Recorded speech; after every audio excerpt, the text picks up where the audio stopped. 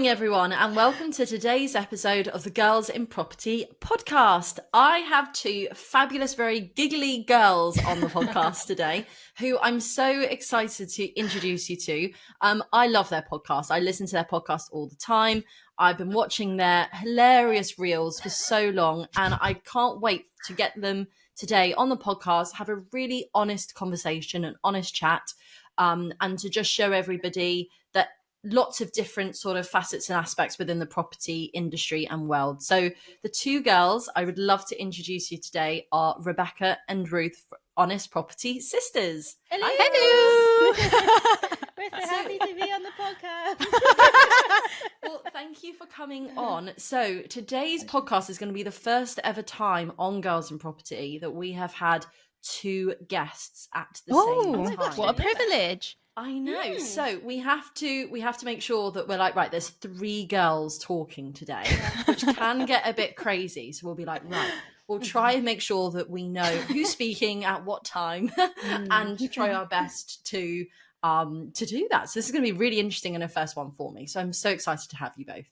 Oh, we're so happy to be here. This is a real pleasure because your podcast was the podcast that really opened us up to the fact that there are other women who do what we do for the very first time, and we've been alone in it, alone in it for like decades.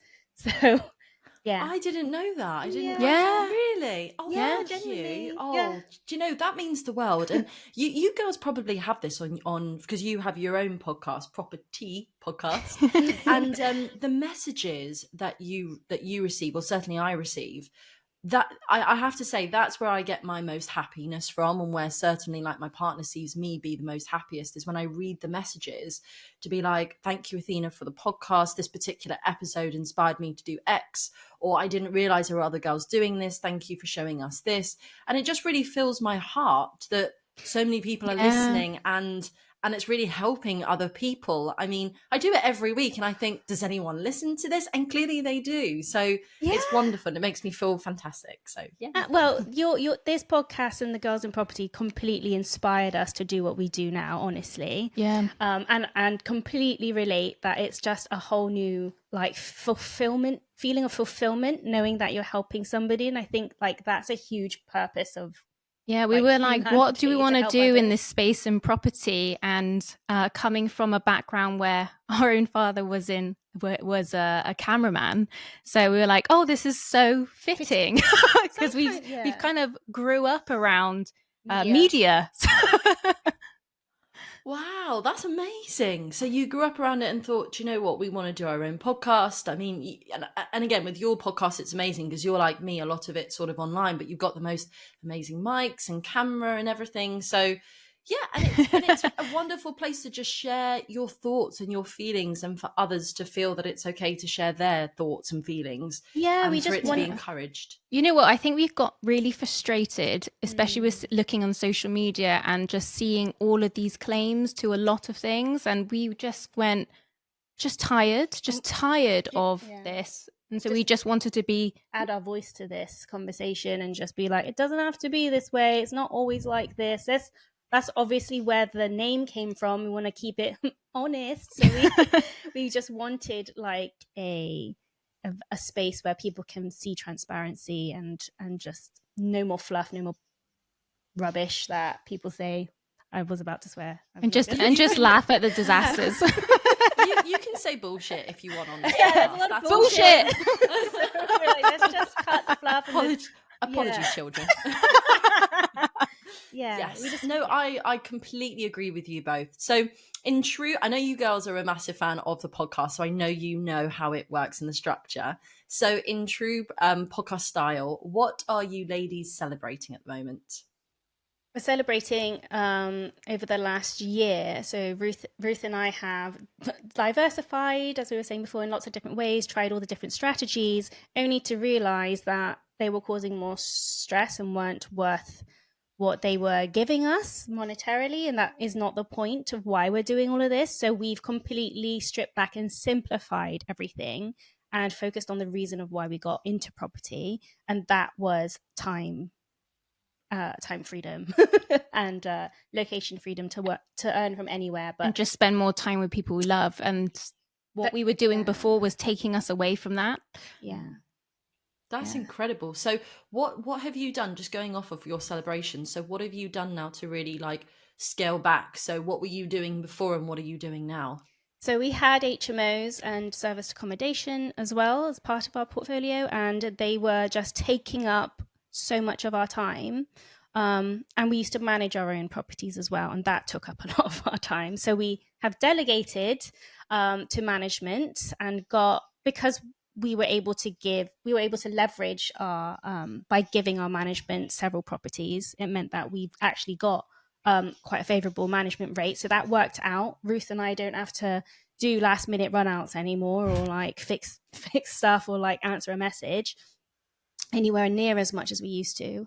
And then another thing is that we thought, we'll start doing rent to SA, and that overcomplicated everything. And we only started, it was a shiny penny syndrome for us doing that. It didn't align with us. It didn't align with us. It made sense. And then I think I don't regret it, because sometimes you have to do something in order to realize that's not the one. And it is quite time consuming, and it needs constant attention. And I just I didn't see it as scalable, sustainably. We didn't see it as something that we would want to keep doing. Plus, Ruth had a kid, and her wrist just cannot hack the amount of furniture assembling that is required. Completely. And I really want to talk to you girls more about this, because as you know, I've got my HMOs, my service accommodation, my buy-to-let. So I'm fascinated to have a honest conversation with you on this podcast about the reality of life. And I look forward to doing that with you today. Just before I do that, what I'm celebrating at the moment, and this is really interesting, I've never done this before, I'm going to say a confession first before I say what I'm celebrating, because I thought you'd appreciate that. So my confession is that I put as one of my goals per month to do something for me. So one of the things I put as a goal for this, but this is a confession, girls. Hold on. This isn't a celebration. This is a confession. What I put down in the goals was to basically go and get a massage every single month. Nice. So what I did was I booked my massage, and I was like, yes, I'm going to go do that. 24 hours before the day that this massage was going to happen, I cancelled the massage. I was waiting for that. Because I had such a high workflow to get through. I was behind in work. I'm releasing so many things. I'm collaborating. I've got a million things going on at the moment, which is fantastic.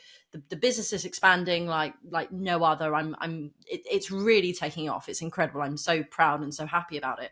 But at the same time, I cancelled that massage going, I don't have time for that. I've got all of this work to do. And that is not the right thing to do completely. No. And what I almost wish secretly is that they would have taken a deposit, or they would have taken the money up front, because I would have gone. If I'd known I'd have to pay like a 25% deposit just to hold it, I'd have gone, because I'm not going to leave any money. Whereas because I could have cancelled it so easily, I did. And that's not the right way to be. So my celebration is that recently I've spoken to so many people. And again, it's a journey, and there'll be peaks and troughs like most things. I'm trying my best with it. However, as you know, I went to a breathwork seminar yesterday with Jessie Lote, and I recorded her podcast a couple of weeks ago. And what was amazing was what I came out realizing from that was that I do need to allocate and spend more time doing things for me, not for my partner, not for my friends, not for my parents. I need to do things for me that don't involve anybody else. That could be a 2-hour breathwork workshop. That could be a shopping trip. That could be a swimming class. That could be a, fitness class, anything, massage, but it has to be for me. And even if I'm up to my eyeballs in work, I would never just cancel a meeting because I've got a lot of work on. I would do the meeting. So I've promised myself, and I have promised myself, that I won't ever cancel it again. If it's in the diary, that's sacred, and it remains in the diary. And I'm almost going to say to them, take the payment up front. Please. Because then I can't cancel it. So I guess I'm in a position now, and this is what we're talking about on this podcast, where I'm really, really pushing forward this notion of you need to put time in for yourself, because otherwise what happens is you lose yourself. You really do. And it's a and burnout, and it's a really scary place to be. And you see a lot of people at the moment online, and I don't blame them, because I did this when I first started, right? And you, by the way, I want to make this really clear. You go on different journeys in business when you start out. When you start out, I understand it. You got to fan the flames. You got to go, go, go. But you see this hustle culture on social media. Oh my gosh, yes. People posting like the fact that they're still working at midnight, and, oh, look at me. And I'm like, it ain't healthy. It ain't healthy, girl. Like, you do you, but I'm telling you, that won't be sustainable. And I was that person. I was like, yeah, hustle. Look at me working. How cool am I? And actually, number one, I've got older. and number two, I'm realizing as I go on, like, what does it actually mean? What's the meaning of this? What's the purpose of this? And it's weird, because I'm not a spiritual person. I'm not a woo-woo person. It's not in my nature. I'm quite, I don't know how to describe it, but I'm now in that phase of my life going, what does this all mean at 32 years old? What do I want going forward in my life? I want a family. And what does that look like? Yeah. How will that be? And so that's my celebration, a confession and a celebration.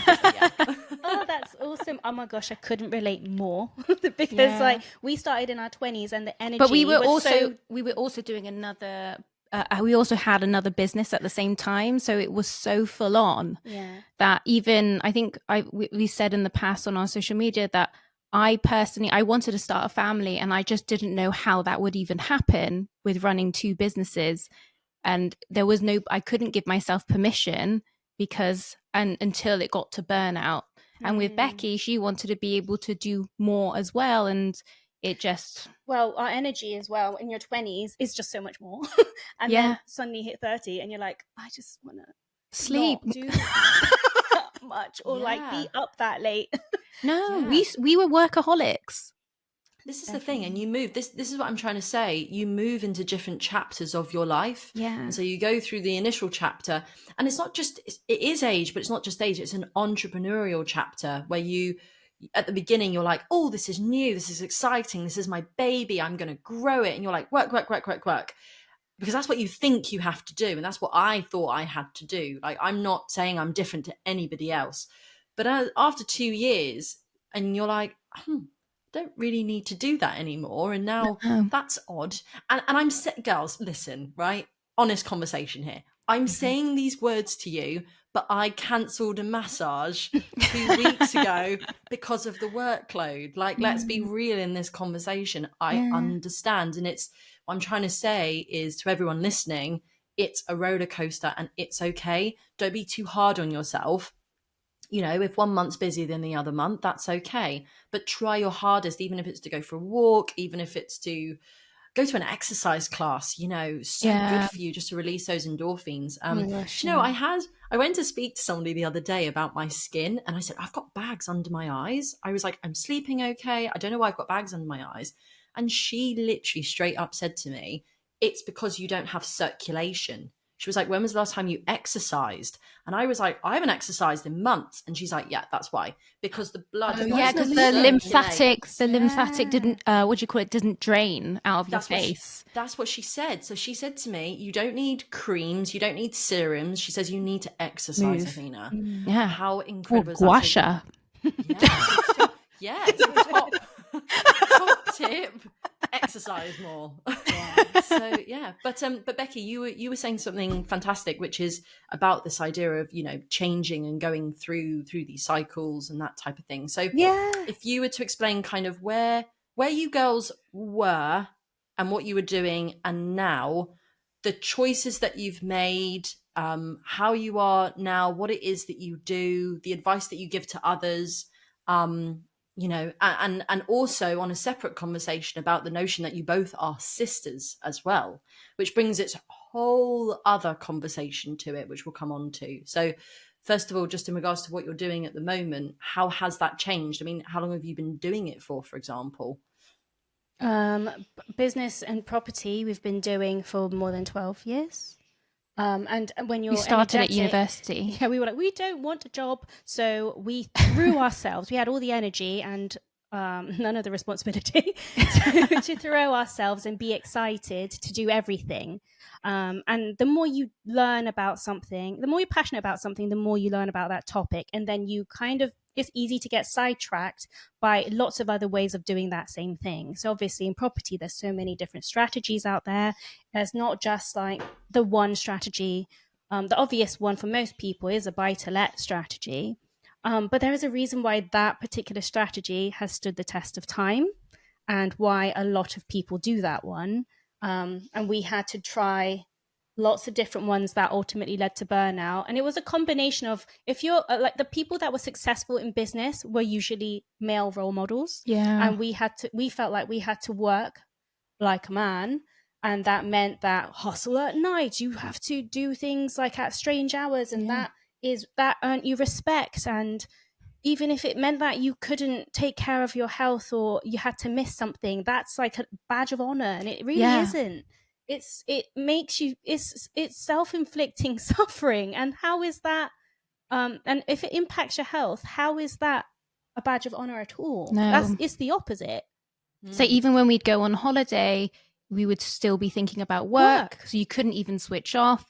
And then we'd start letting friends, family down because we had to be running around 24/7, basically trying to put out fires or just grow our business. And we didn't feel like anyone could understand. But we realize now it was because we were working ourselves not in tune with who we were or wanted to be. Yeah. And I think as we got older, we became just more in tune with who we are, especially as women. Like, and I had a kid, and I was like, I'm cheating on my business with my child, and no one talks about that at all. When you're an entrepreneur, and then you have a child, I didn't have that role modeled around me. I thought I was cheating on my business, and that was really hard pill to swallow. And that is not why you get into this at all. This is not why we do this, because we want to live more and I want to spend time with my kid. Yeah, absolutely. And it was physically manifest, like stress for me. I bottle it down as well. I have to move, like the movement therapy. I like the way I get rid of it is by jumping up and down, dancing. Really, that's my thing. But it was manifesting. If I didn't make any time for myself, my skin, I would get severe eczema, and it would be excruciating. One time I had such bad eczema on my wrist, I literally couldn't feed myself because I couldn't lift the fork to my face. And this eczema is totally caused by stress. Yeah. And I think we just got to our 30s and we thought, enough's enough. This is not why we're doing this. We're doing this so we can spend time with our family, enjoy the things that we love. And if you don't have your health, and if you don't make time for your health, then what is the point in all the money? And why are we doing all of this? So, exactly. That's fascinating. And Rebecca, I definitely want to come on to in a moment this the fact that you have a child as well, because so many of our listeners are parents, and I want to come on to that. Ruth's the one with the kid. I'm just an auntie. Oh, very, very, very. I'm like mother number 2. Oh, yeah. The R's. My God, my dyslexia. The R's. Why can't you have like different starts with your names? Right. I know. Yes. I knew. I was literally looking at Ruth as I was saying Rebecca. It's just ridiculous. Oh, Ruth, you're the one who has a child. So I'm definitely going to come on to talk to you about that, because that's such an interesting conversation for so many listeners as well. And literally what you were just talking about in regards to the guilt as well. Just before I do that, what I think so amazing is the fact that you two are obviously doing this journey together as sisters, which is so special, I would say, because it is almost unconditional. Like, as sisters, you are going to be in tune, you know each other like nobody else, you're going to have that relationship as well. But what's that been like in terms of, has it been easy to align your values? Has it been easy that at the same time you both knew this is what was right for us? How has it been as sisters and property investors together? I think we're same but different. Yin and yang, but kind of also very both yin yang and both yang yang.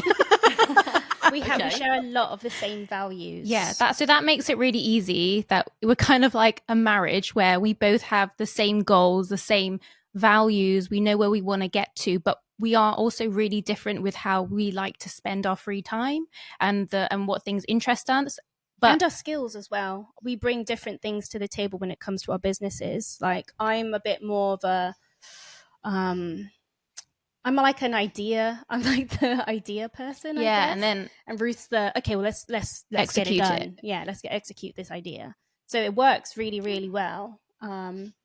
Yeah, I think that's really... Yeah, and also being sisters, when we've only ever known working family business. So when Becky and I started to work together, it's so easy to, if there's no point in wasting time not being productive. So if we're annoyed at each other, it's very easy to be like, okay, just get to the point.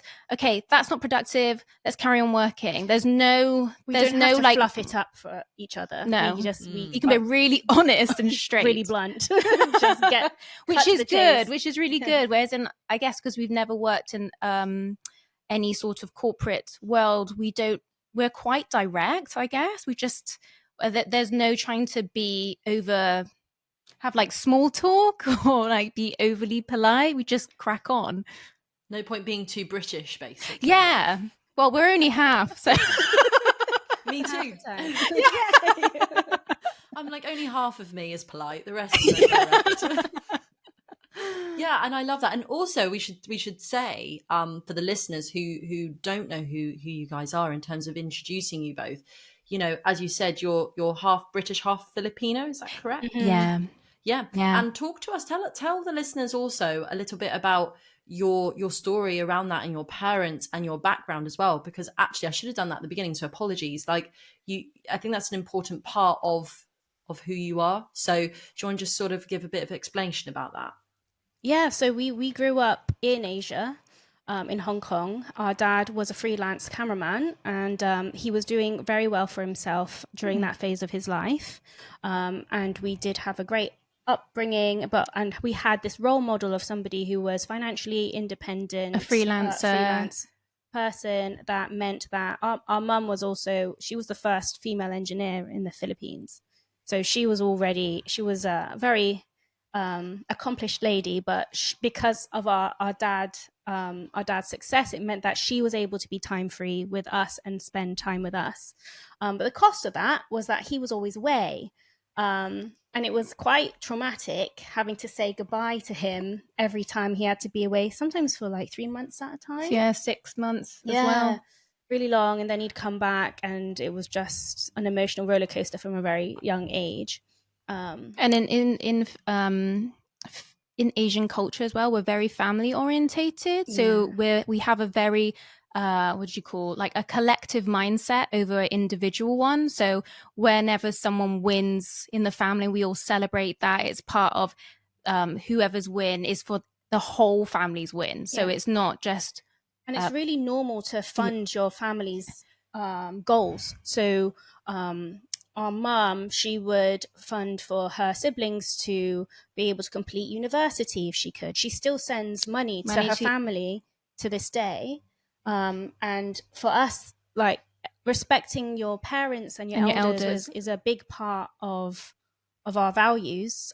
So wanting to contribute towards their retirement is a huge part because of everything that they've done for us and our just collective mindset. Yeah, it's very normal in the Philippines to give back to your parents monetarily, to look after them. So this is something that's always been role modeled to us. And we want to make sure that, you know, we did go to private school, we did have amazing upbringing, and we want to pay it back. That's amazing. And it's so interesting, different cultures. I love traveling, as you know. I think traveling is one of the best things anyone can do. And it's about learning about different cultures, and particularly the fact that you're only half Filipino and half English. It must have been so beautiful to have seen both of those nationalities kind of colliding as well, because that certainly was it for me, being half English, half Greek. It was the different cultures coming together and doing things in such different ways and raising you differently, effectively. Did you find much of a difference between how maybe your English peers were, their approach to doing things? Oh my God, definitely, definitely, 100%. Well, my biggest difference had to be the type of food I was eating at school. That by far was the biggest difference I had. So I didn't have any of this sandwiches and crisps and any of that. No, we didn't I either. was having leftover moussaka, vine leaves, like all of that. And so I was the weird kid at school. Like I just was. I had really frizzy hair, by the way, like massive frizzy hair, because straighteners weren't a thing at that time. And if I wanted straighteners, my mum was like, "No, you're not burning your hair." And that's a different story, because that's a fun story, that one. But yes, I had really frizzy hair. I had braces. I was that kid that just I had a weird name. I was that kid that everyone was just like, "Oh, she's the weird kid" type thing. And actually, in later years, you learn that, oh, I'm so glad I was the weird kid, because now you stalk all the normal kids on Facebook. I mean, by the way, everybody does that. Don't tell me you don't. And you see them all now, and you're like, oh, you became a bit average, didn't you?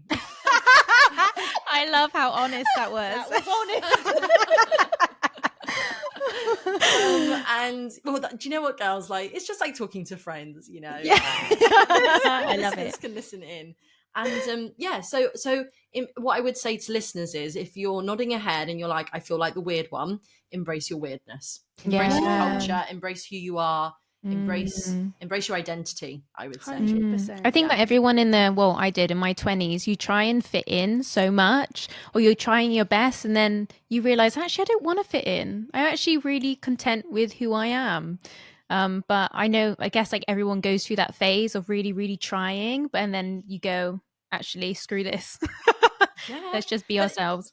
But it's not easy, and that takes time. And mine came way after school, way, way, way after school. All of my years through school, I wanted to fit in. That's all I wanted. I kept saying to Mum, why can't I just be normal? Like, I just want to be normal. And did you listen to the podcast I did with Sam Cook, where I spoke about the fact that I was legally going to change my name at 16 years old? And did you not hear this podcast? Not yet. Okay, really quickly for all the listeners. Those who know, apologies, I'm going to repeat this one more time. So I did... At 16, I was like, right, I don't like my name. I want to change my name. And I want to become the most boring, normal name you can possibly imagine. And I've already apologized for everyone who has this name. I don't mean this rudely. It just means that I could fit in. That's all I mean by it. And I was going to change it at 16 to Amy Smith. That's what I was going to legally change my name to. It's a very British name, isn't it? Very British. And I got all of the forms, everything ready. And of course, my mum, being mum, was like, "Hell no, are you doing that?" so I didn't. Good. I think there is something to be said. Like, even if a lot of kids or a lot of people who are growing up just want to fit in, and I think it's another level of hurdle if maybe you're somebody who comes from different backgrounds as well. A mixed background. It's a bit more challenging. We went to an all-girls school where we were like the token Asian girls. Everyone was like pretty much white, so it was we were like considered the token Asian in our friendship groups as well. So that's just another. Not mine, actually. I think my group was everybody who was a bit something else. We all like clubbed together, and we were like, it's okay, we have each other. I love that. I love that, and that's the way it should be. And even in the property world, for example, what's so wonderful is that everybody has their own niche, everybody has their own identity, and that's what makes everybody so unique. Particularly in, for example, the community group, we have so many different people doing all sorts of different things within there, and that's what brings us together as a community. It's like, who can help me do this, who can help me do this, who's in this area, who does this. And also not just the skills in property, but it's like, are there any web developers, are there any people who understand this? And it's like, oh wow, well actually I might be a property investor, but my day job is a web developer or X, or I know this person. And that's what brings everybody together, and that's what makes everybody so unique, is having that huge power team around you, which is gorgeous. So what I wanted to talk to you about also from a property aspect, just before we go back to Ruth talking about having a child as well within the property world, is, so as you know, I at the moment have got the HMOs, the service accommodation, the buy-to-lets effectively.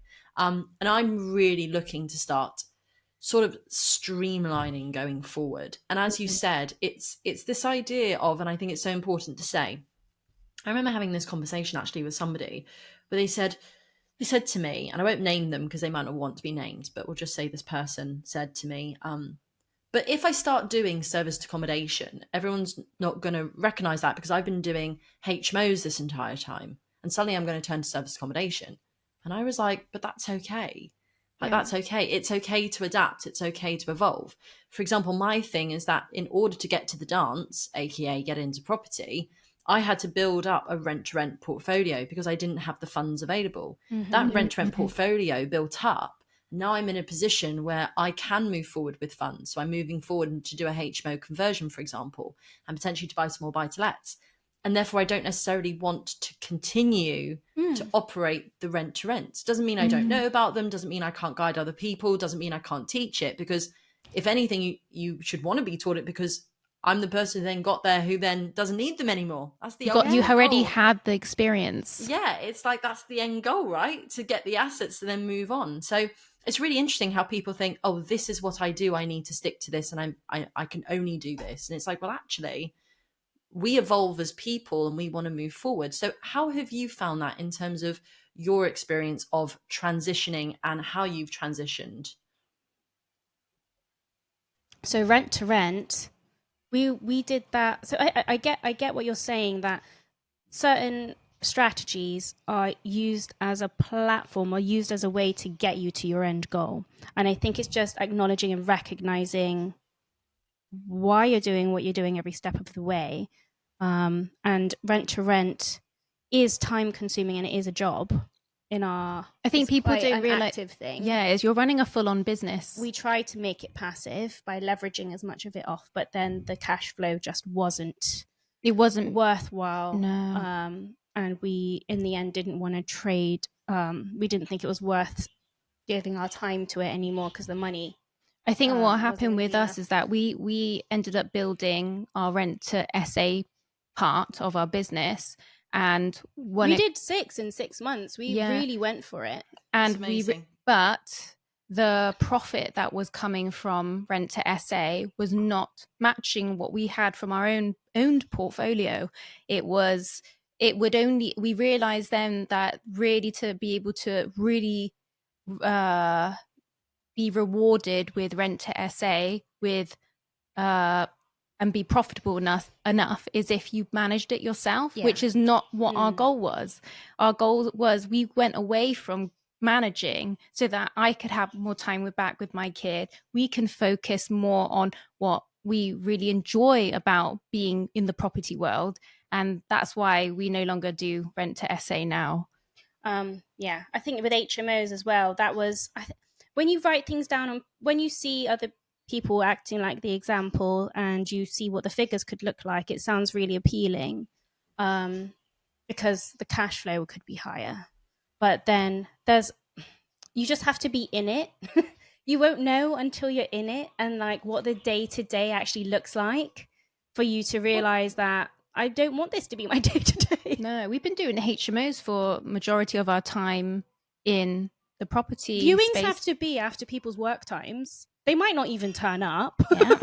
Yeah. We once had to go on Christmas Day in our pajamas to bring oil heaters because the boiler broke down and we didn't want to leave our tenants being cold over Christmas holiday. So we had to go and do that and drive down. There's just so many. But every experience is a rite of passage to lead you to what it is you need to do to get to whatever your goal is. If you would rather manage your serviced accommodation and enjoy managing Airbnbs as opposed to doing what your regular day-to-day job is, then go for it. So I don't want to diss anything. No, it's about going, how much time do you have to dedicate? And what do you really enjoy doing? And everybody's different. So like you said, your path, your journey is totally different. So go with what actually suits and just be mindful that it's actually leading towards what your goal is. And property for us has always been a vehicle to be able to live life how we want to live. It's not all just about property. We have other passions, we have other interests, but investing allows us to be able to pursue those other interests. It's not the other way around. Otherwise, you're just working for the sake of working. Yeah. I know there's going to be some people who are really passionate about property. Yeah. Like they love building a house and like choosing the brick and maybe the interior design of a serviced accommodation and all that. And it's like, for us, it's fun, but it's not my passion. I got into property because I want rental income so that I can go traveling or so I can hang out with my nephew. That's why I'm in property. Yeah, so I love that. And what I would say about things is this, because obviously I'm still in the rent game. So here's what I'd say: people who are looking to start out, this is the best advice I can give you. If, of course, at this moment you're thinking that you want to get into the rent industry or corporate let industry, predominantly you would do that because you don't traditionally have the funds available to go and actually purchase your first investment property, or you don't have enough evidence or confidence, quite frankly, in the right mindset to go and find investor finance, or don't know how to do it. So this was me when I'm talking literally in me terms. So I therefore started out in rent-to-rent HMOs, learned about that, and then went into rent-to-rent service accommodation. Now, what rent-to-rent is fantastic for is the fact that you can try different strategies out, learn if you like them or not before actually going and purchasing one. Because, for example, let's say that you're thinking to yourself, do you know what? I really want to do serviced accommodation. This is great. Airbnb, booking.com, happy days. I'm going to go buy my first one. You buy it and actually you realize I don't really like doing this. And and then, you know, you're on a different type of mortgage because you have to get a specialist type of mortgage in order to even do a service accommodation. So then you want to change it back to a buy-to-let. There's costs involved with that, etc. Also, quite frankly, you don't know about the market in your area. So if you were to purchase and you think the market's doing a certain thing, you then go through it and the market isn't doing what you want, you've now got a hefty mortgage on that.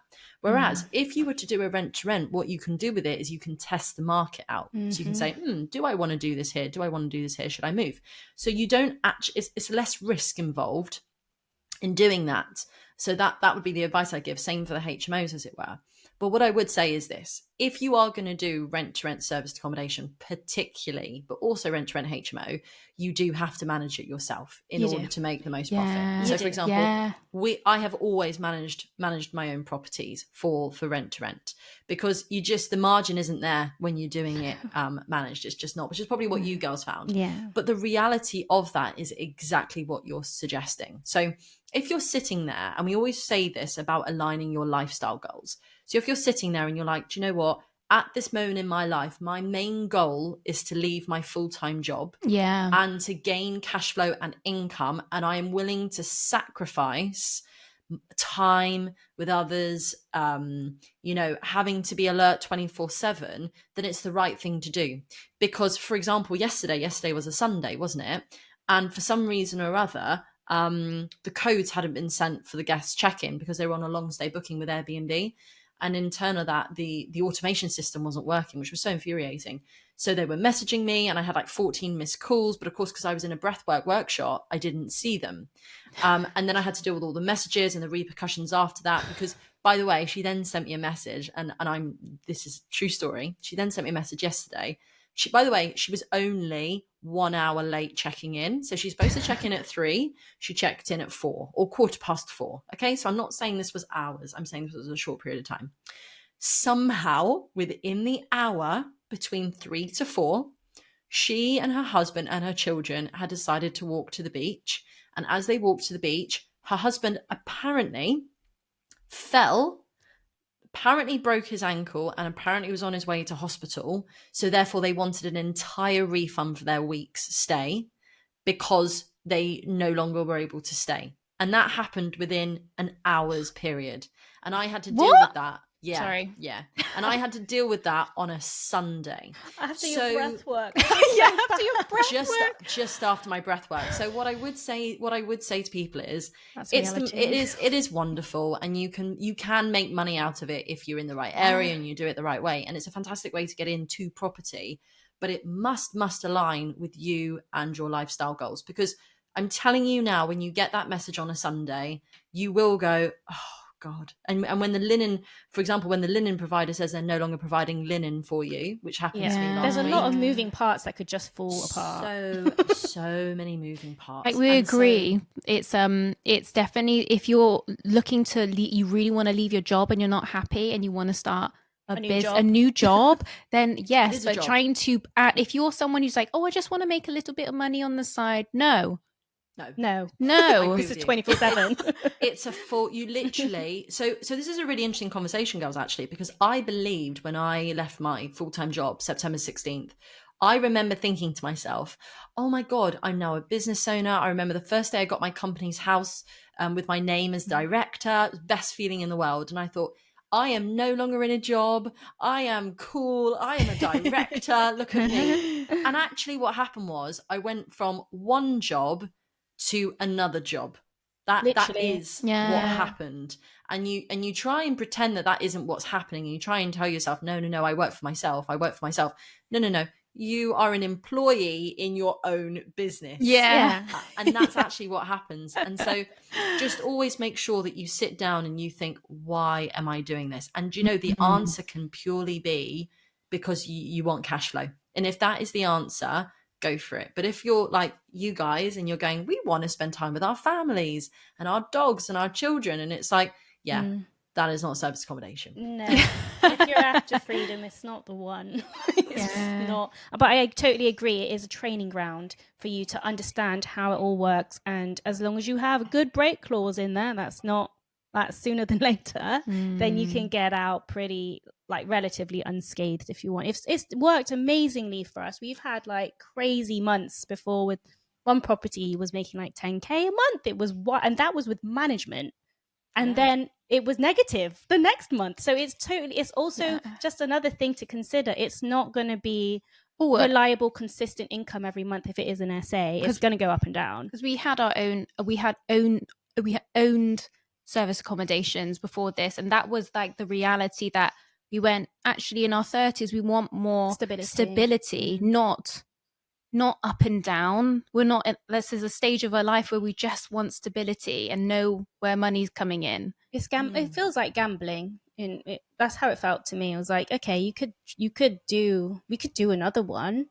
But it is a gamble. You could do all your due diligence, and then suddenly, for example, the Cardiff Council will decide that they want to charge plus 100% on the council tax and just completely change for businesses, and then completely change what your overheads are going to look like, or because you have to be responsible for the utilities. Remember, we went through that time where the utility bills were just ridiculously high. If you're running a serviced accommodation, so you got to pay for that. Yeah, so we were like, just strip it down. Make it simple. We just want to own. Make it simple. We're just focusing on owning, growing our buy-to-let portfolio. We rent to a long-term social housing, which means that we get no voids and we know exactly what we're going to get every month, and we're just going to keep doing that and help others and teach others how to do the same thing if they're at that stage, if they're at a point where they've got access to finance, whether it's through their own network or they've saved for it and they're ready to be owners of assets, as opposed to trying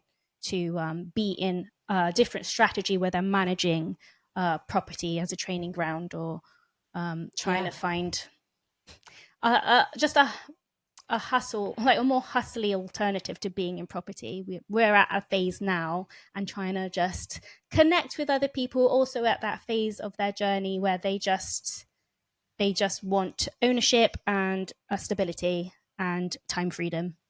Yeah, definitely. And then Ruth, just coming back to you in regards to having a child, what's your child's name? How old are they? He's called Noah, but his Filipino name is Bayani, so we call him Yanni. It's actually his middle name, but we all call him Yanni. Yeah. It means hero. I love that. But he's 3 in October. Yeah, he's a lot of fun. So I'm very lucky that I see him a lot around my work, and I don't need to rely on childcare because I'm very close with my family, and this is what life is for. I love working. I really enjoy that I get to work with my sister, but I also get to spend a lot of time with my kid and watch him grow up. So it's I think we've always thought that women in general have always been made to be investors because it really fits well with family planning. Oh my gosh, we've had some interesting podcasts. They're not out yet, but they're with other mothers who are investors, and they literally focused before they even met their husband to be or partner to be. So knowing that in their goal in their mind was to have children, and the way that they're going to get their time back and have like financial autonomy in order to be like a present parent is by investing. So they actually planned property investment as part of their future, even when they were at school.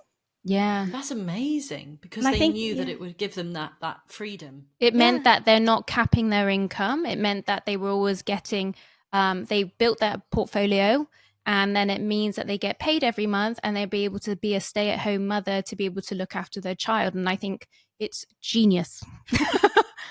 To be honest with you, that's the kind of direction that I'm going, because of course I want a child. I've always said I want a child at 35. I'm 32 now, although I'm 33 in a couple of months, which is very scary, and I feel like I'm running out of time.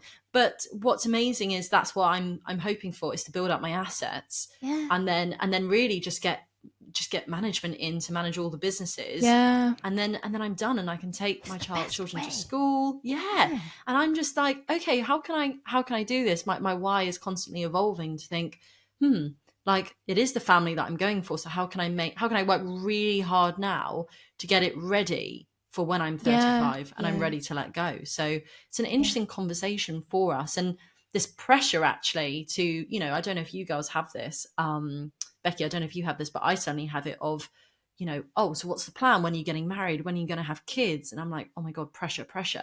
And it's like what society expects you to do, and this time aspect. Like, for example, I've said 35. Why have I said 35? I've said 35 because I'm concerned about eggs and things like that. Like, why is it that women have to have those thoughts and have to have that type of conversation almost of thinking, right, it has to be now because of this? It's really interesting actually what women have to go to with trying to be the best versions they can be in terms of investing, but also try and have a family. So do you have any thoughts about that?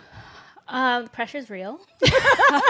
I think whatever you do, though, even if you get married, the pressure will never go away, because once you get married, then it's like, when you're going to have the baby? And then when you're having the second one. And then once the first one's there, they're like, when's the second one? And then if you have a third one, they're like, isn't that a bit too many? Like, so, there's always going to be an opinion on what you do or what you don't do. So I kind of just acknowledge that is always going to be there. And thing is, biology doesn't lie, but at the same time, it's a weird blessing in disguise. If we didn't have that pressure, then we wouldn't be like gunning for our goals. Like, you also have one life, so like gun for them. You like, it's a good way to like motivate you to get what you want to get done. I'm not 100% sure of my own future. I think there's so like, I get the concept of marriage and everything, but I love my partner, and we don't need to do that. But I get the point of that, probably tax wise or whatever. I would do it for that reason, or like if you just wanted a fun day. But I haven't put that pressure on myself for that. And then the children, I feel biologically you need to kind of make a decision before like decisions made for you. Also to say that, of course, it's hard running a business and having children, but you learn to make it work. And I think you can, I'm such a planner. I plan so far ahead. I knew when I was going to get married. I knew when I wanted to have a kid, but you can't prepare for the real life. You just learn you have a lot more empathy for yourself. I'm a stress pot naturally. Like, I just think way too much. I worry about everything. And once you have a kid, it really just changes everything. It teaches you to just chill out. I'm building our assets, building our portfolio, and doing it in a way that I can claim my time back. I feel like if I choose to go down that path, I'm ready for it. I've at least like made it so that I do have that time back. And if I can't dedicate it to a kid, then I can dedicate it to something else that I enjoy. So it's just giving yourself the options. Exactly. And I love that. And, you know, mum guilt is really real. I talk about to people about mum guilt all the time, and then them saying, if I'm not spending time on the business, I'm guilty. If I'm spending not enough time with my child, I'm guilty. And so it's this constant feeling of mum guilt. That's what everybody calls it. They're like, mum guilt. And it's a real thing. So, Yeah, it's fascinating. And then, girls, if you were going to tell me about a property disaster to finish off the podcast, because I'm fascinated to hear about your disaster. What is it that you would share with us? It was so dumb. It was like, So it is a property disaster, but it's like kind of a sidetrack thing. So basically, we had a pet care business that we loved back in the day, and we sold the van, which was an electric van for that business, like a year ago. When you buy an electric van, the lease of the battery is separate. So whoever buys the van now has to take over the lease of the battery. The person who bought the van did not take over the lease of the battery. And we didn't know. I was on holiday, didn't know. And that completely affected that. I got back home and found out that I was having these letters saying that my credit score would be affected if this doesn't get resolved. So I was like, crap, okay. So I resolved it with the lease company. The battery's paid off. And they said, don't worry, your credit score will be back to its in good standing following this. This was only last week. Last week, we're trying to remortgage a flat to pull out some money to put into the next thing. And our broker's like, you've got a mark on your credit score. So we couldn't. So they were saying they were declining remortgaging. And so I went back what? to the company. I was like, hang on a second. You said that you've wiped this clean when we did this in January. So my doodad in this situation was I wasn't keeping an eye on my credit score this entire time, and it's a really good idea to check your credit score every 6 months. And even though our mortgage broker did tell us to do that, sometimes that can be if you're growing a portfolio, you need to be lendable. Your credit score needs to look good. And someone else's mistake has put a spanner in the works a little bit. So we're delayed. So maybe it delayed a month before that's that's so frustrating, isn't it? Yeah, really but like it is such a small thing you can do, which is just check your credit score. Because my friends had the same situation, and it was for an £8 bill to a phone company that they didn't even know they had, and it completely threw off whether they remortgaging one of their own properties. So yeah, it can happen. Honestly, it can happen. Yeah. Somebody had one with a library card or a library book or something, which I was like, who takes books? She's back. Wow, that's cool that you can just come back into the same. Yes. Hold on. We never knew that, and we used this. Who did you? Oh. Yeah. Yes.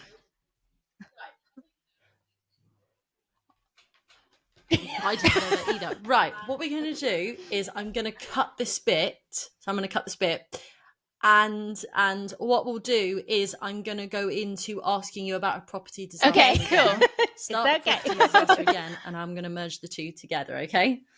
Oh, so frustrating. So frustrating. Okay, so what's the best way to do this? Is it best to stop and then put the other one together with it? And you got this, but it might not be suitable. No, we're going to carry on. I'm just cut it from this bit. Okay. Okay. Okay. Got 22%. Fine. Yeah. Okay, cool. Let me just increase this. There we go. Okay, so I'm going to cut this bit. So it'll be like, jump. And then I'll go from about property disaster. Okay, so.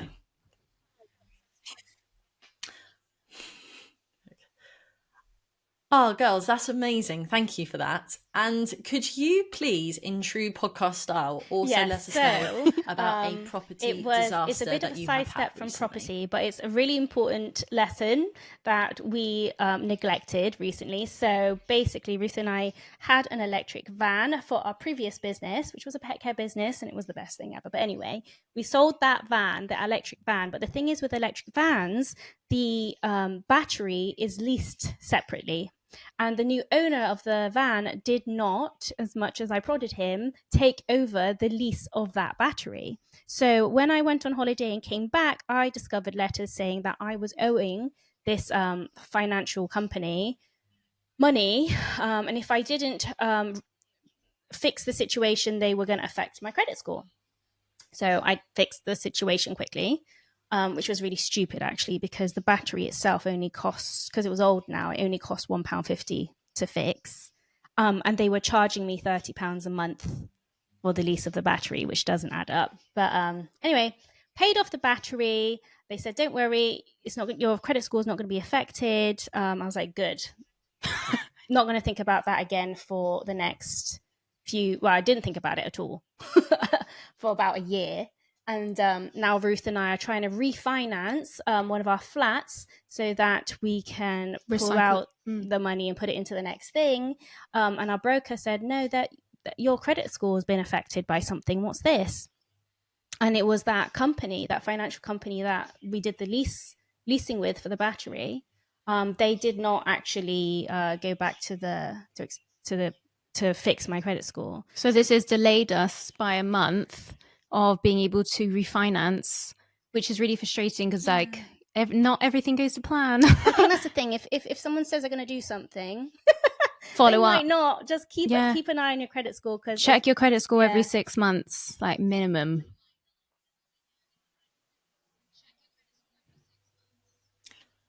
But also, that's outrageous that he did that and told you it wouldn't affect it. Could on reflection, just thinking about this, because obviously everything's a lesson. We did. Could it be that we advise people confirmation to and then make sure they get it in written confirmation? Anyway. Yeah, but it's just double checking anyway that it definitely comes off. So we did have everything in written confirmation to prove that. I just believed that they'd actually done it. Yeah, I thought they're a financial company. But still, even with the proof of them saying that it wouldn't affect the credit score, it still takes 30 days to come off. So for a battery that isn't even mine. So annoying.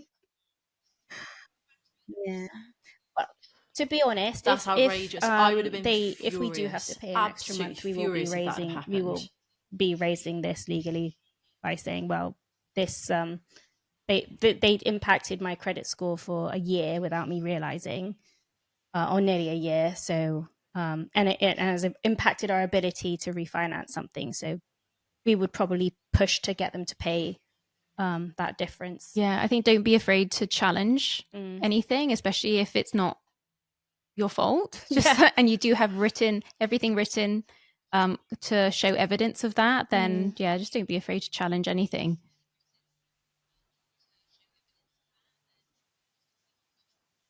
Absolutely. I completely agree with you both. And do you know, I've loved this podcast because it is so honest and it's such an interesting one when you get different perspectives as well. And what I love is the fact that I feel that we're on the same wavelength in regards to, look, we've done, and by the way, everybody has to, all the listeners are at different stages of their journeys as well. And I'm sure you have that on your podcast, where everybody has to go through their own choices, their own journey, that type of thing. So there'll be people literally just starting out going, right, I'm going to go this way, then I'm going to go this way. Some people might be 2 years in, some people might be 5 years in. And it's just so interesting to hear where everybody is at, as it were. So with all of your things that you've got going on at the moment in terms of the buy-to-lets, what's sort of the next steps for you girls? What's an exciting project? Exciting is that we've actually made it very boring. And we're just sticking to buy-to-lets, mostly BRRR. Yeah. So we'll be looking to look for a property next year. That's our plan. We're just like, we know how to run our numbers, so we'll be looking at somewhere that is good to keep building our buy-to-let portfolio. Yeah. And in the meantime, we've started teaching other people how to do the same thing. So that's really fulfilling, as I'm sure you're very aware of. Helping people who are on that path already to get going. And I guess one exciting thing is Ruth and I might pursue service accommodation in the Philippines later. That's one of our goals as a passion thing, as opposed to trying to make a lot of cash flow from it. So we're focusing on unique stays. Oh, that'll be so interesting. That'll be fascinating. Yeah. Oh, I will be going and staying there. 100%. The Philippines has been on my bucket list for so long. I would love to go. Yeah, it's just beautiful. It's amazing. And I love what you said there about how fulfilling it is to help others as well, because there's so much noise in this industry. So many people have different opinions. And I don't know if you girls get this, but I get a lot of messages saying, Athena, can you help me to know who to trust? Can you help me to guide me in terms of which direction to go? And of course, some people want to, everyone's different. So some people want to be mentored by me or want me to guide them with others if they're doing, for example, commercial conversion development, something I'm not doing. And I will always do my best to do that. And it's so unregulated, this industry, and it's so important to do your due diligence. And I always say, when you're looking for who it is you actually want to help you on the journey, first of all, be taught by people who are already doing what you're doing and you aspire to be like. But also it has to be a feeling as well, because if you're going to be mentored by the person, you have to get on with them, you have to enjoy their company.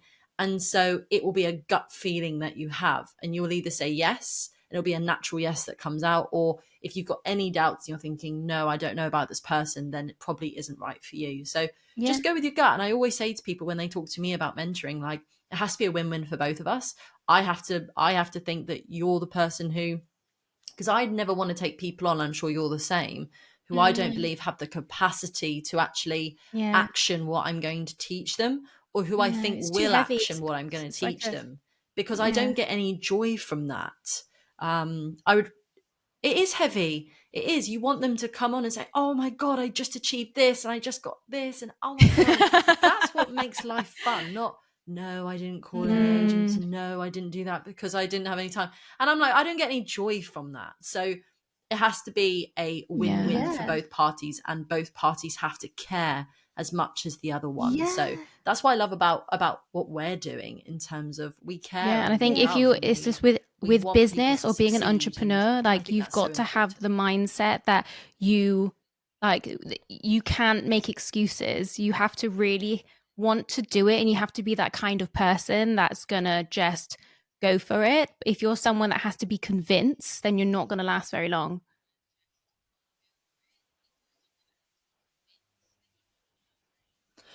Well, this is an interesting conversation. So I wasn't planning on having this chat, but just because you just said that, Ruth, I now have come to the conclusion, and it's taken me a while to do this, that when people come up with excuses as to why they haven't done something, it really, really stems from mindset. And that is the absolute truth of it. So, for example, somebody can say to you, let me give you an example. Someone can say to you, I didn't call the 10 agents you told me to call because I've got a full-time job and I've been too busy to do it. That is not the truth. It's not the truth. If you actually say to them, why didn't you call the agents?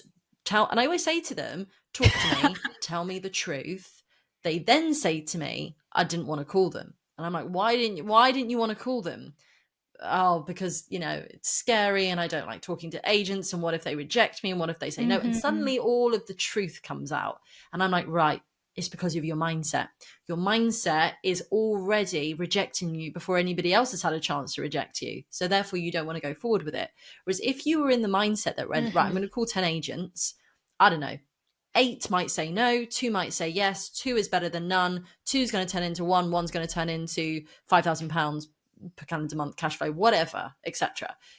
That could be what actually happens. So you've got to have the right mindset to get there, and that is easier said than done. It's one thing to say, oh yeah, I've got a good mindset, and it's another thing to actually do it. So for example, in my little free course that I do, I offer a limiting beliefs buster exercise, and I offer modules all around cultivating a growth mindset paradigm shifts between an abundance mindset and a scarcity mindset, and thinking about this aspect of the word yet. Because so many people always say, oh, I don't have enough time, I don't have enough money. Yes, I say yet. I'm like, I'm not that good at this yet. Use the word yet, Yet. And it's something you've got to practice and you've got to really learn. And I feel that sometimes people can almost skip this part. They skip the mindset part, and then they skip the goal setting part, and they go straight to getting their first HMO. And I'm like, but if you've skipped the other parts, you have no direction, you have no want, and you don't have the right mindset in terms of now having to be a property manager and now having to manage all these tenants, and now you're looking for other investors. And so I want to say to people, don't skip that part. That part's really important to do. And I do have my free guide that I do. So I do offer. It's so important. So it's a good example of say you want to go to the gym and then you want to get good at lifting. But for an example is I tried to go to the gym with one of my friends. I was like, oh, would you want to do this class with me? It's like, oh, I can't do that yet until I'm better at doing it. It was like, but you get better by actually doing it. So a lot of practicals, like even with like, we don't manage anymore, but with manage, it's such, there's so much skill in actually doing than just trying to be perfect. Just do it, just go for it. And I think if you have a very entrepreneurial mindset already, you kind of know that so cliche, but you just fail your way forward until you figure it out. I think there's so many strategies about mindset as well. We did have a podcast with Ellie, and she had a really interesting way to manage her mindset, and she literally personified self-doubt by calling it Gordon. And this annoying Gordon, whenever he's like, you can't do that, it's not going to work out. No one's going to want to live there. Shut up, Gordon. And she literally will like identify that thought as go away, person Gordon, who's annoying, and tells him to shut up. And then she carries on. Yeah. I love that. I absolutely love that. Okay, I need to listen to that podcast with Ellie. There's a lot of ways to do it. I need to come up with just a find name. A way that I love that. There's what a neurolinguistic idea. Programming as well. Like this, that's really interesting, and like identifying colors and stuff. Like whatever. I think everybody's so individual. How you manage your mindset and how you do investment is so personal. It's just finding your thing. Oh yeah, definitely. And being with the right people around you as well. That is crucial. You know, if you're constantly with negative people saying, oh, how can you do that? And why would you do that? You shouldn't do that. You're going to naturally, and it's not your fault, you're going to naturally start thinking in a negative way.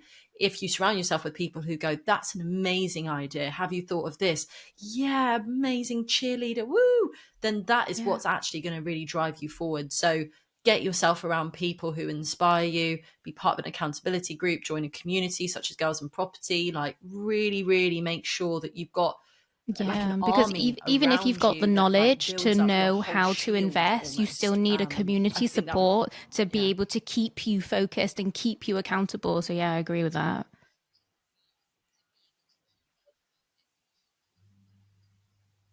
Definitely. And girls, I've loved having you on. I'm sure that like everyone's going to want to. I'm sure everyone already knows about you already with all your amazing reels and hilariousness on social media. However, if they wanted to find out more about you or working with you or you all of the projects you do for your buy-to-let, what is the best way for them to reach you? We also have a podcast. You can watch that on YouTube or anywhere you listen to podcasts.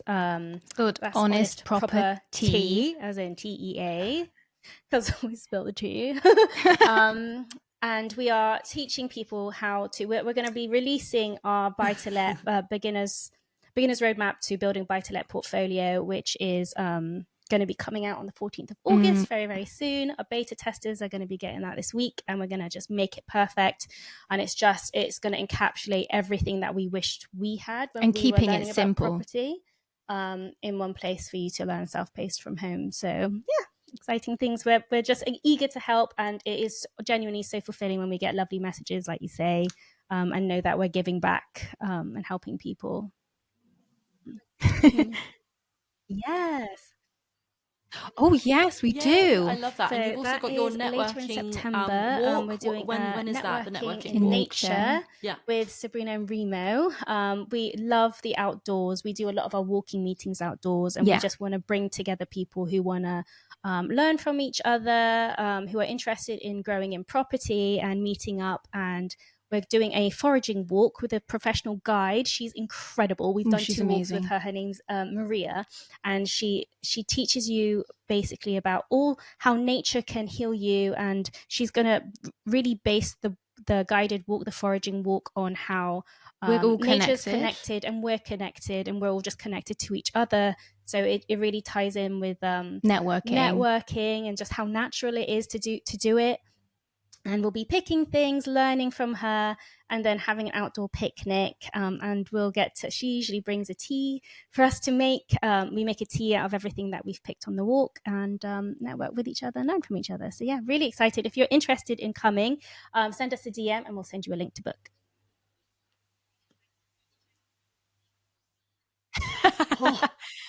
We used to go to days those, of the Marriott yeah. hotels and the Hiltons are well and truly over. Yeah. Me too. Well and truly over. I love that. And if you want to find me, I'm of course Athena Dobson _official. We're Girls in Property on Instagram. If you want to email me, I'm girlsinpropertypod@gmail.com. And a couple of things. So number one, if you want to join the Girls in Property community, if you're starting out and you want that support group we're talking about to really help elevate your business, we're over 60 members now, which is fantastic, then DM me the word community. If you would like tickets to the Christmas Gala, which is happening on Saturday, 7th of December, then DM me the word Gala. That's going to be about 80 to 100 of us over at Penley Manor again for Christmas, which will be amazing. And then if you want my free guide to my mindset module as part of my bigger 7-step property lifestyle accelerator blueprint model, DM me the word mindset. So there we go. Lots to get through.